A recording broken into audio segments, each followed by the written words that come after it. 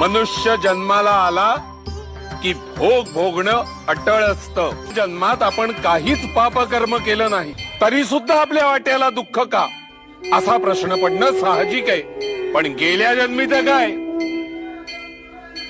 त्या जन्मात आपण काय केलं होतं हे आपल्याला कुठे ठाऊक असतं. आणि त्याच्याही आदल्या जन्मीचं काय, आपल्या जन्मोजन्मीच्या पाप पुण्याचे हिशोब त्याच्याकडे बरोबर मांडलेले असतात.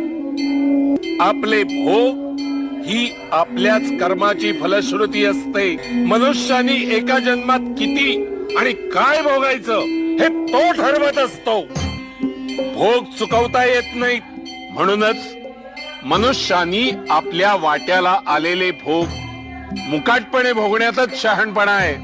गुरुला शरण गेलं की तो आपल्या भोगाची तीव्रता नक्कीच कमी करतो. उदाहरण